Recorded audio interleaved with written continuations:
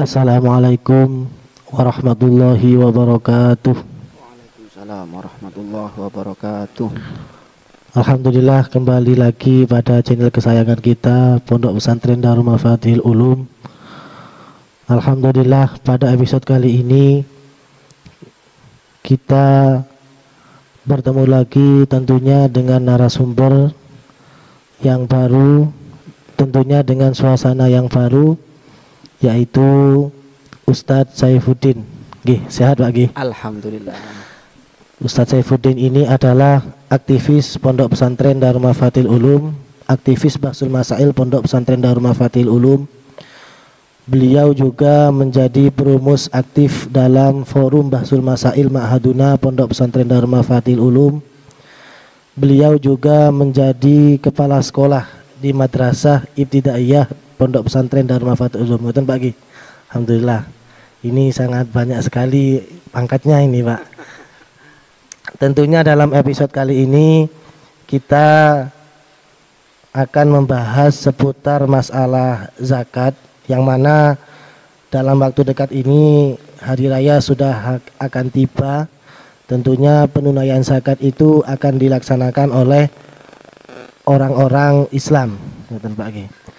Mungkin untuk mempersingkat waktu kita langsung memberi penjelasan sedikit sebelum nanti kita masuk pada materi pertanyaan. Mungkin ada penjelasan sedikit tentang seputar zakat dan juga tasyri'u zakat itu seperti apa Pak? Monggo kami sampaikan kepada Pak Saifuddin. Terima kasih kepada terima kasih kepada Bapak moderator yang telah memberikan waktu kepada kami. Bismillahirrahmanirrahim. Assalamualaikum warahmatullahi wabarakatuh. Kepada seluruh pemirsa yang kami hormati dan yang kami banggakan, alhamdulillah pada sekarang ini kita semuanya diberi kesehatan oleh Allah. Mudah-mudahan seluruh aktivitas yang kita laksanakan mudah-mudahan selalu mendapatkan ridho dari Allah Subhanahu wa Amin ya taala. rabbal alamin. Dan mudah-mudahan puasa kita dan ibadah kita, tarawih kita semuanya diterima oleh Allah Subhanahu wa taala. Terima kasih Bapak moderator ya.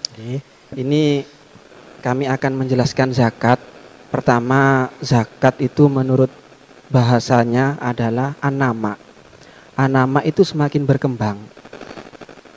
Atau bisa diartikan zakat itu membersihkan. Yaitu menurut bahasanya bisa membersihkan dosa-dosa yang kita lakukan sebab kita melaksanakan zakat. Itu menurut bahasa. Tapi menurut istilah, menurut syaratnya ya, zakat itu adalah ismun lima lin maksusin ya. Nama bagi harta yang khusus, yang tertentu. Tentu di situ banyak nanti ada zakat tizaro, ada zakat emas, ada zakat perak dan lain sebagainya, ada zakat kambing, bermacam-macam. Itu memang nama-nama yang dikhususkan. Ya, orang tersebut mempunyai mangga yang banyak, kewajiban zakat enggak. Memang ada yang tertentu harta. Ada kriteria harta yang tertentu. Yang tertentu yang wajib dijakati. Nah, itu yang pertama apa? Yang pertama yukhadhu min malin maksusin ya. Diambil dari harta yang tertentu, yang khusus. Dalam artian kalau sekarang kita mengeluarkan zakat, ya berarti lihat zakatnya apa. Kalau nisbatnya zakatnya apa? Zakatnya padi ya. Itu kan kewajiban zakatnya adalah usur ya. Berarti diambil 1/10. Itu adalah malin maksusin ya. Terus ala wajhin maksusin dengan cara yang khusus juga ya. Artinya tidak sembarangan langsung kasih Pak Gi. Tidak langsung kasih ya, dengan cara khusus juga ya. Jadi ya apa harus memenuhi syarat ya, harus mencapai 1 nisab dan juga milik sendiri ya. Itu bermacam-macam syaratnya. Nah, itu wis. Kemudian yusrafu li thaifatin mahsusotin ya. Itu diberikan kepada orang yang tertentu. Tidak moro kita berikan kepada siapa saja atau orang yang kita kehendaki atau orang yang kita senangi, enggak. Ya, jadi kita berikan memang orang yang telah ditentukan oleh Allah dalam Al-Quran yang jumlahnya ada 8. Ada 8. Itu yang kita kasih. Nah, mungkin Hanya sekelumit itu penjelasan awal dari kami. Mungkin nanti ada pertanyaan, monggo kita bahas. Mungkin dalam episode kali ini kita fokuskan membahas masalah zakat fitrah, Pak Ki. Ya.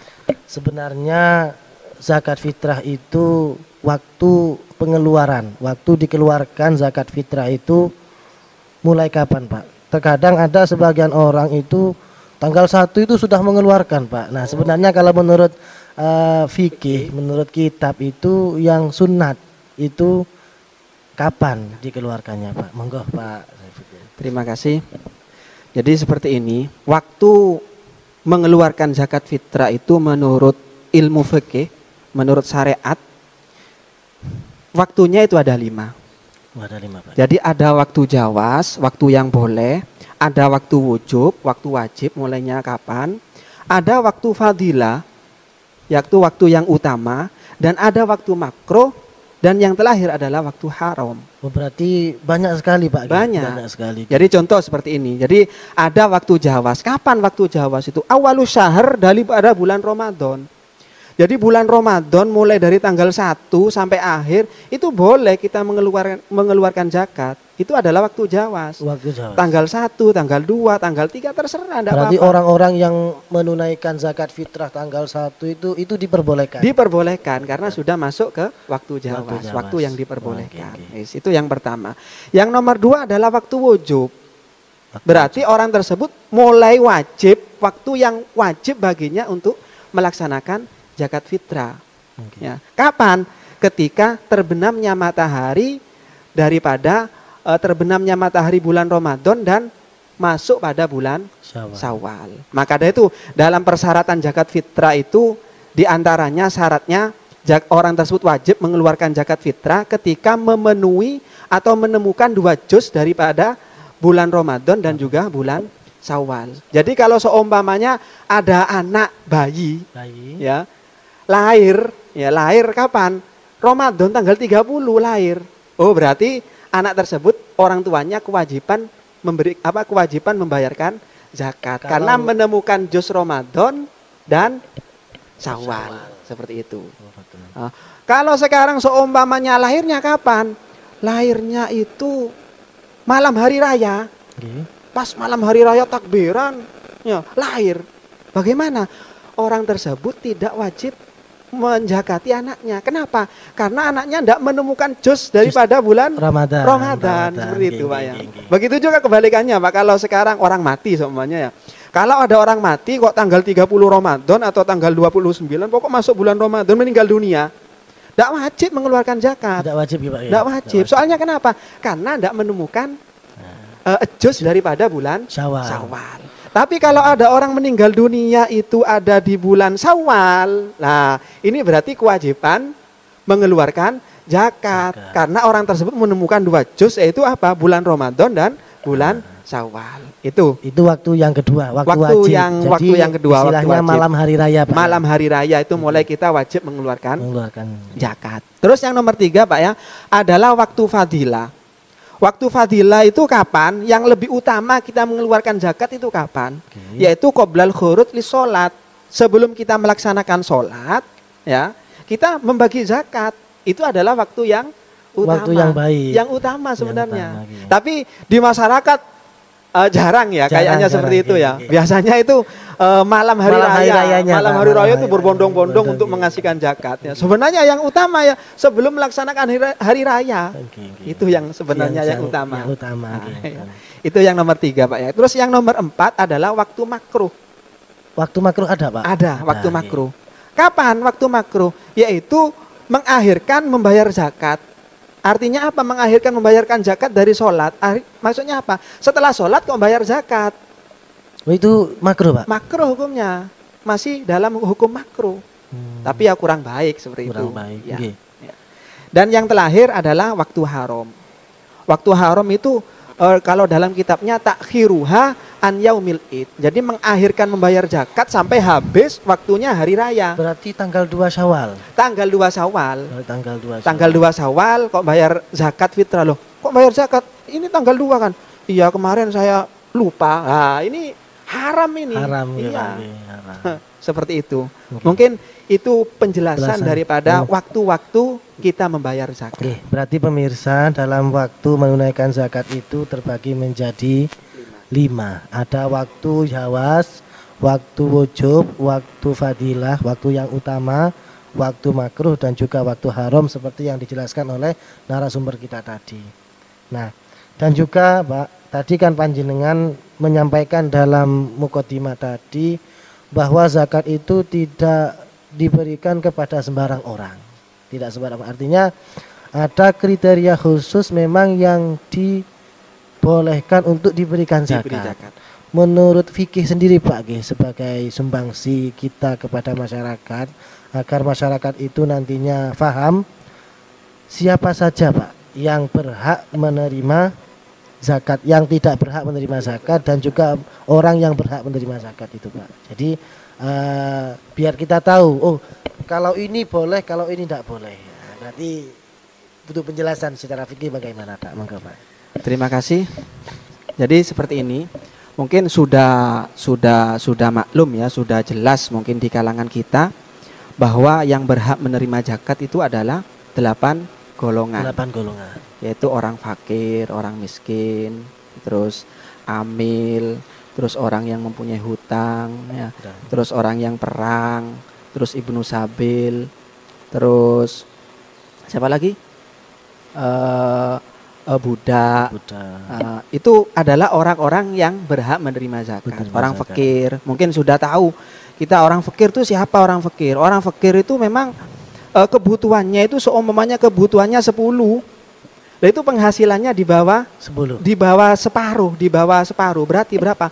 4 atau 3 atau 2. Nah itu dikatakan fikir. Berarti kalau orang itu kebutuhan sehari semalam itu butuhnya misalkan 50, kok pendapatannya hanya 25, 20 ya. Maka di bawah 50%, 20, maka itu dikatakan fakir. Dikatakan fakir. Artinya tidak memenuhi terhadap kebutuhan pokok. Tidak memenuhi kebutuhan yang ia inginkan. Yang dia inginkan. Ya, yes. Kalau miskin di atasnya lagi. Jadi kalau miskin itu seandainya kebutuhannya itu adalah 50, itu penghasilannya bisa 30.000 atau 35. Jadi di atas 50%. Berarti antara miskin dan fakir ini ada perbedaan. Ada perbedaan. Okay. Jadi yang lebih sara lah. Yang lebih nemen lah itu lagi. Bahasa Madurun sara lah aja. Ya fakir itu sesara. Artinya pendapatannya kurang dari 50% kurang dari kebutuhan. 50% dari kebutuhan. Nah, itu. Ya mungkin kita bisa cross check ke tetangga kita yang mana yang dikatakan fakir, mana yang kita katakan miskinnya seperti itu nantinya. Kalau kita mau memberikan. Itu mungkin secara mayoritas memang ya juga ada di antara yang nomor 3 orang yang punya hutang itu juga berhak kita kasih. Ya. Orang yang punya hutang itu memang berhutang untuk kebaikan. Kalau sekarang itu banyak hutangnya, loh kok bisa? Iya, kemarin itu nanggak orkes. Akhirnya atorok. Pada waktu bulan Syakbannya dia itu mantu nanggap orkes. Kemudian tidak ada tamu. Ada tamu atorok rugi. Akhirnya banyak hutangnya banyak. Tidak berhak itu. Tidak berhak karena hutangnya bukan untuk kebaikan, buat nanggak orkes lah itu yang bermasalah.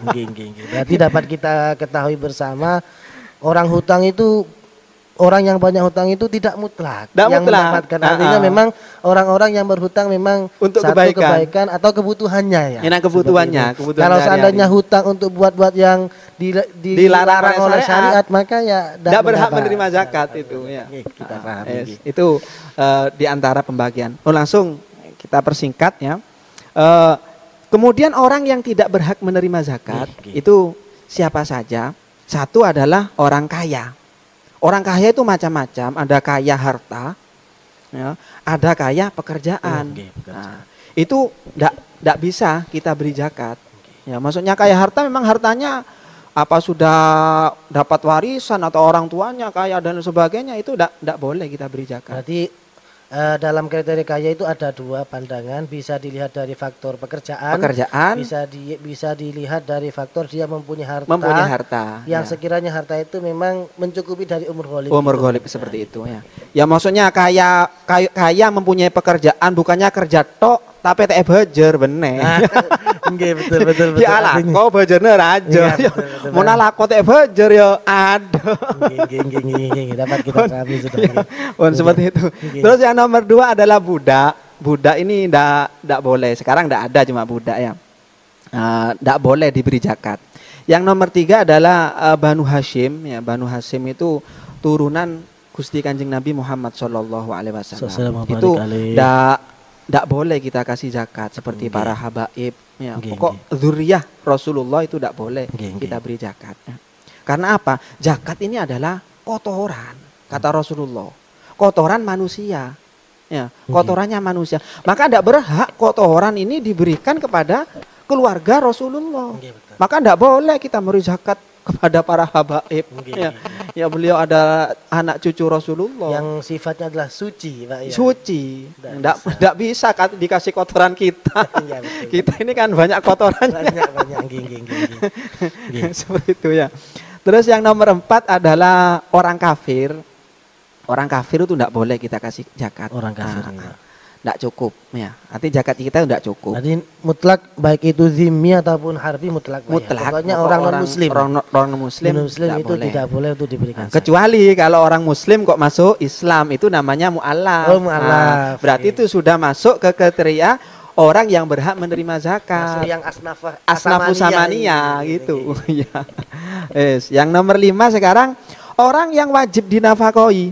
Itu juga tidak boleh kita kasih zakat. Contohnya, seumpamanya ayah saya, ya, seumpamanya ayah kan wajib nafkahi anak, ya, atau suami wajib menafkahi istri. Jadi tidak boleh suami, tidak jauh-jauh saya ngasih zakat ini saya kasihkan ke istri saja, tidak boleh. Itu, atas nama fakir ya, atas nama fakir. Nah, istri saya tidak punya pekerjaan, tidak punya apa-apa, tidak punya uang, kan fakir kan miskin berarti kan istri saya. Tak kasih zakat aja. Enggak boleh. Yang biasa terjadi juga di masyarakat ini seperti ini, Pak. Iya, gimana? Yang di kampung-kampung termasuk kampung saya itu biasanya cucu yang ada di perantauan itu biasanya kalau pulang itu zakat kepada neneknya, Pak. Ini juga tidak boleh apa bagaimana, Pak? Gini ya. Pokok inti garis besarnya dalam Islam al-mukaffi bin orang yang kewajiban memberi nafkah ya, itu tidak boleh dikasih atas nama fakir, atas nama miskin. Berarti kalau seperti itu kan seumpamanya neneknya ini tidak ada yang memang tidak mampu, tidak kuat ya. Berarti kan cucu juga wajib menafkahi neneknya.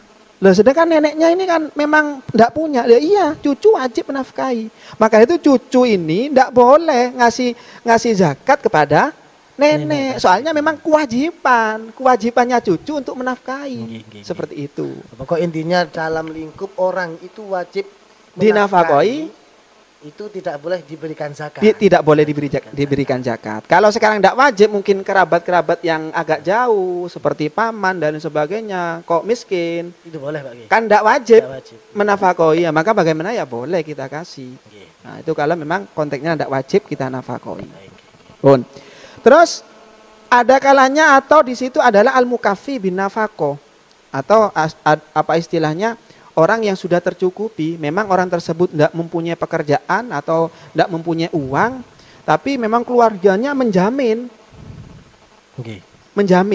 orang tersebut dalam makanan atau apa sudah dijamin. Nah itu juga tidak boleh kita kasih. Berarti kalau misalkan saya ini, Pak, mau mengeluarkan zakat kepada seorang nenek yang tua renta, cuman dia punya anak yang mampu menafkahi orang tua tersebut, sudah dijamin oleh anaknya. Berarti saya ini meskipun dia itu sifatnya tua renta, saya tidak boleh, Pak, ya? Tidak boleh, soalnya sudah dicukupi oleh keluarganya. Maksudnya miskin memang tidak ada sebatang kara, tidak ada istilahnya, tidak ada yang mencukupi lah. Seperti itu ya. Mungkin itu seputar masalah orang yang berhak menerima zakat dan orang yang tidak boleh diberikan zakat. Mungkin itu saja ya.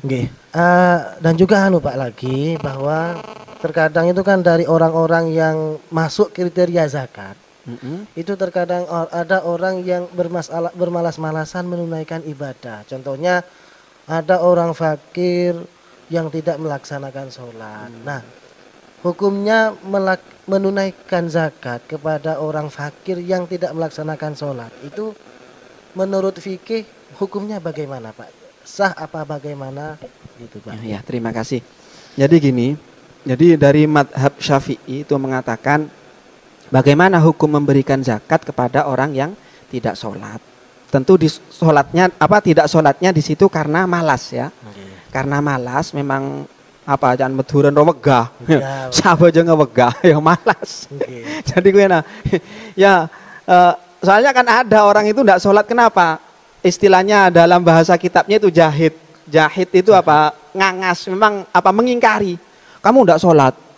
Kalau saya ini sholat tidak wajib, kamu kan masih tingkatan rendah. Kalau saya tidak wajib sholat, itu wis tingkatan. Itu termasuk orang murtad, termasuk yang orang keluar dari Islam itu. Ya tidak boleh kalau yang itu. Tapi kalau yang cuman tidak sholat karena malas, ya itu tidak apa-apa kita kasih zakat. Tidak apa-apa. Ya. Berarti orang yang fakir yang tidak menunaikan sholat itu kita lihat dulu, Pak. Iya. Tidak sholatnya itu karena apa? Kalau seandainya karena dia itu mengingkari kewajiban sholat, istilah bahasa itu jahada, maka dia itu tidak boleh untuk diberikan zakat. Kalau misalkan menunaikan tidak sholatnya itu karena hanya sebatas dia itu karena malas, maka boleh dan sah, Pak. Sah. Mungkin itu ya. Dan lagi, Pak, gini ya. Di masyarakat itu kita membahas yang realita di masyarakat juga, bahwa di masyarakat itu sebenarnya kan tadi panjenengan menjelaskan bahwa cara-cara zakat itu kan tertentu, Pak. Iya. Kemudian cara menunaikan zakat itu sebaiknya itu diberikan kepada satu orang atau diberikan kepada asnaf-asnaf secara rata, atau seperti apa, Pak? Aturan fikih dalam memberikan zakat itu, Pak? Sebenarnya gini ya, mekanisme kita membayar zakat itu sebenarnya sudah diatur dalam fikih ya. Sudah diatur. Maka menurut madhab Syafi'i itu sebenarnya kita ngasih zakat itu harus 8 asnaf ini harus merata. Ya, orang miskin, orang fakir, orang yang punya hutang, terus mu'alaf, itu semuanya yang 8 itu harus rata. Itu sebenarnya hukum asal daripada madhab Syafi'i. Madhab Syafi'i seperti itu ya, jadi harus rata. Bagaimana kalau sekarang beras 3 kilo, ya kita dibagi 8, Pak. Dibagi 8. Berarti berapa onan lah ya, dapat berapa onan. Itu hukum yang tata cara madhab Syafi'i. Madhab Syafi'i seperti itu. Harus misalkan kita kan zakat itu 3 kilo. 3 kilo seumpamanya ya. Itu, Pak, ya. Kemudian cara memberikan 3 kilo itu harus ke 8 secara rata. Secara rata. Aturan madhab Syafi'i. Iya, madhab Syafi'i seperti itu ya. Ya kayak kesulitan, Pak, dapat berapa? 3 kilo bagi 8. Mungkin diberikan solusi, karena masyarakat itu biasanya saya sendiri gitu, Pak. Saya sendiri kalau menunaikan zakat itu langsung ini zakat saya langsung 3 kilo. 3 kilo satu orang gitu ya. Ada pendapat yang lebih gini, itu pendapat pertama dari madhab. Kalau selain dari madhab Syafi'i, Pak ya. Jadi selain dari madhab Syafi'i, madhab Maliki, Hambali dan Hanafi itu dari selain itu boleh satu asnaf. Boleh satu asnaf. Selain madhab Syafi'i. Iya. Madhab Salasah itu, Pak. Ya. Selain madhab Salasah. Dari satu asnaf kepada orang fakir atau orang miskin tidak masalah. Itu selain dari 3 madhab. Terus kemudian dari Imam ada lagi nih pendapat dari Imam As-Tukhri. Ini dari Imam As-Tukhri ini pendapat termasuk dari madhab Syafi'i, dari ashabus Syafi'i termasuk ya. Itu tidak apa-apa satu orang miskin, tidak apa-apa dikasihkan pada satu asnaf yaitu orang miskin. Cuman orang 3 orang miskin. Oh, gitu, Pak. Iya, atau orang 3 orang fakir. Berarti ketika kita memberi zakat 3 kilo, 1 kiloan. Ya 1 kiloan kepada 3 orang, Pak. Ya. Dibagi 3. Jadi kalau dikasihkan pada 1 orang tidak cukup. Seperti itu. Itu pendapat yang ketiga. Ya. Tapi ini mungkin dari kita mungkin ya mengikut pendapat Ibnu Ujail ini juga tidak apa-apa kita ikuti. Ujail itu termasuk madhab Syafi'i. Madhab Syafi'i itu tidak apa-apa, langsung kita kasihkan kepada 1 orang. Satu orang langsung kita 3 kilo, seumpamanya kita kasihkan pada satu orang, tidak masalah, sah. Berarti rutinitas yang dilakukan masyarakat cara menunaikan zakat itu diberikan kepada satu orang itu memang ada solusi dari pendapatnya. Pendapat, iya, pendapat. Yang memperbolehkan. Jadi bagaimana? Tidak usah khawatir ya, sudah banyak ulama. Itulah berangkatnya dari ulama khilaful ummah rahmah. Dari situ ya. Jadi perbedaan ulama itu mengandung rahmah, mengandung belas kasih sayang. Nah, jadi enak wis, ada yang memperbolehkan. Pun. Dan ada yang lupa satu Pak ini Pak, masalah tinggal satu ini Pak yang juga perlu kita kupas. Kadar zakat itu kalau menurut fikih itu apa Pak? Karena di masyarakat itu macam-macam. Ada yang hanya 2 kilo, ada yang hanya 2,5. Ya sebenarnya aturan fikih kadar zakat itu yang dikeluarkan itu berapa Pak? Beras zakat fitrah khususnya, ini kan kita fokusnya bahas zakat fitrah. Iya. Terima kasih. Jadi gini ya, dalam kitab itu dijelaskan bahwa kewajiban zakat fitrah itu adalah 1 sok. 1 sok itu adalah 4 mud. 4 mud. Nah, disinilah ulama berbeda pendapat untuk mengartikan emut. 1 emut itu berapa? Ulama berbeda pendapat. Jadi ada yang mengatakan 6 on setengah, ada yang mengatakan 5 on. Nah, itu berbeda pendapat. Maka saya membaca keputusan yang pernah diadakan Basul Masail di Pondok Pesantren Darul Mafatil Ulum dulu pas pada waktu haul. Itu di situ dicantumkan semua. Dicantumkan menurut MUI, menurut Majelis Ulama Indonesia, kadar zakat yang wajib dikeluarkan itu adalah 2,5 kilo. 2,5 kilo. Menurut MUI. Ya, juga ada dalam kitab-kitab yang lain menjelaskan seperti itu. Ya. Terus ada yang dari keputusan yang sudah banyak di masyarakat itu memang ya juga dimasukkan di putusan pondok pesantren di situ, Pondok Pesantren Mafatil Ulum. Itu 2 kilo 7 on. 2 kilo 7 on. Nah, itu enggak masalah. Yes. Terus kalau Al-Fakir ya juga mengikuti pendapat dari pengasuh Masyayikh DMU yaitu Mbah Hasyim Rafi'i. Beliau itu mengatakan kalau 1 sok itu akan 4 mud. Kalau 1 mud itu adalah 6,5. Berarti menurut beliau itu 6,5 on. Jadi kalau 6,5 dikali 4 berarti jumlahnya adalah 2,6. 2,6. Itu pendapat beliau. Berarti memang masalah kadar itu terjadi perbedaan penafsiran emut itu Pak ya. 1 mut itu berapa itu? Ulama Indonesia itu berapa? Berapa? 6 on apa Ya. 6,5 apa 5 on seperti itu Pak. Cuman minimalnya itu menurut MUI adalah 2,5. Berarti kebiasaan masyarakat itu seperti saya sendiri. Saya itu kok mengeluarkan 3 kilo itu dalam rangka jadi itu diperbolehkan. Wah, tentu lebih baik. Lebih-lebih kalau mengeluarkan zakat 1 kintal, tambah top itu aja. Iya.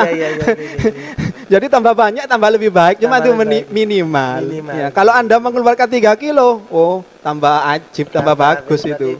Tambah bagus, Pak. Tambah bagus. Pahala tambah banyak. Tambah banyak. Mungkin cukup itu saja ya, Pak yang kasih. bisa kami tanyakan kepada narasumber panjenengan. Pemirsa, mungkin itulah ulasan yang dijelaskan oleh narasumber kita. Semoga bermanfaat nanti.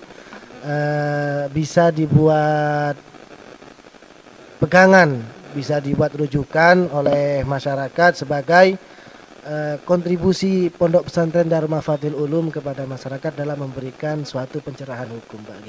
Nah, mungkin cukup itu Pak dan terima kasih waktunya. Semoga kita bertemu di lain waktu. Amin. Di lain waktu dalam keadaan sehat walafiat Pak. Kurang lebihnya mohon maaf. Kami akhiri.